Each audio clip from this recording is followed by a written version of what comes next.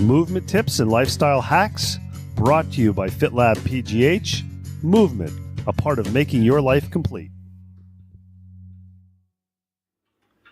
FitLab PGH Movement Tips and Lifestyle Hacks is back on a cold Saturday, February afternoon to talk to you a little bit about layering and how to make sure you can get outside.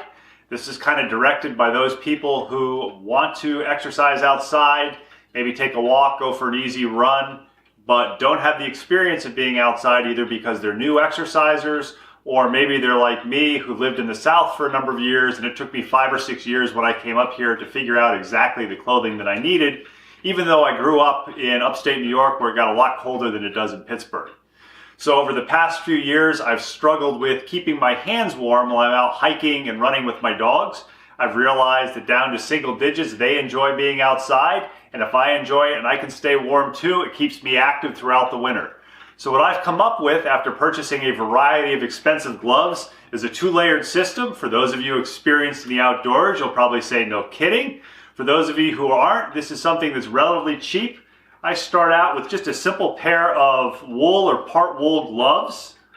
These are actually Defeat gloves. They sell them for biking. There's little grippers on the hands. Probably works on your smartphone, I'm not sure because I usually forget my smartphone in my car. And I wear those when I start out. Then what I do is I have a pair of mittens that I picked up from Amazon. They're a wool rag mitten. If I remember right, they were less than $35.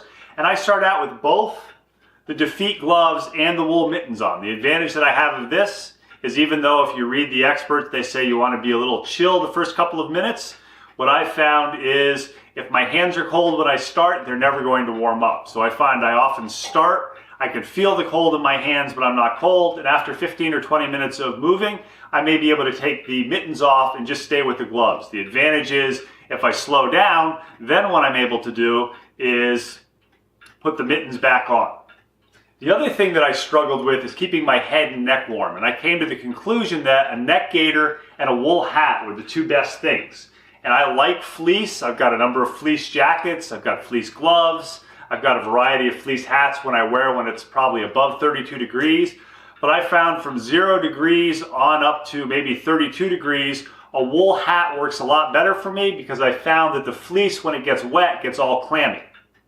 The advantage of the wool hat is it will get wet. It'll still keep me warm. I'll notice that it's wet, but I won't get that chilled feeling. The other thing that I learned, and this I only figured out last year, is even if I'm wearing a jacket that zips up all the way, I like to use a wool gaiter.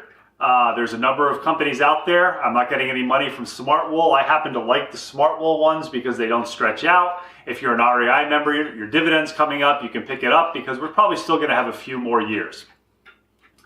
The final thing to think about with our extremities that I talk about is the socks. So everybody likes the cute socks, everybody likes the no-show socks, but if you're going to go out in the winter, go with a nice wool sock. Smart Wool makes some nice ones. Defeat makes some nice ones. Personally, I'm a fan of Defeat just because they wear a really long time. I can get 3 or 4 years out of a pair of Defeat Woolly Bullies. And don't go for the short height. These are the 4-inch height Woolly Bullies.